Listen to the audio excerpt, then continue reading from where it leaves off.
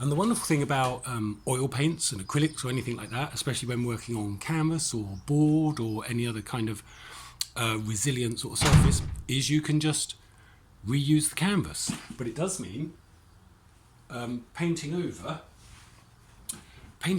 what we've already done. So let's see if we can, let's put that there, painting over what we've already done. So, and we've got ourselves a nice big tub of gesso primer. Gesso primer is basically a white acrylic paint with very, very fine particles in it, which give a tooth to the canvas, and the tooth is what makes the paint come off of the brush. So let's see. Now when you're doing something like this, you want to be aware all of the time, occasionally hairs come out of the brush, so you do need to make an effort to get those off when you can. There's another one. And yeah.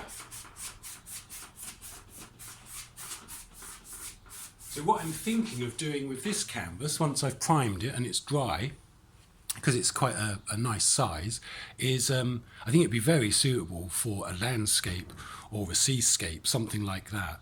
I've been wanting to do a landscape for a long time, not necessarily this big, but I have the canvas, so I may go ahead and work directly onto this canvas straight away and do a landscape, but I might try some smaller ones first, some sketches in paint as well, just to try and figure out the colours and the composition. But for now, it's just painting over an old painting that I don't particularly like or value. It doesn't really have an awful lot of merit. So I think, yeah, we can make better use of the canvas. And what I shall probably do, it will almost certainly want more than one coat. 2 might be enough, maybe 3, but I will probably sand in between coats to get rid of some of the brush marks. I could have watered it down a little bit as well, and I could have also worked flat, and that would have helped to get brush marks out. But for this initial coat, I just thought I'll chuck it on an easel and give it a quick, fairly rough coat of primer, and then I'll tidy it up later.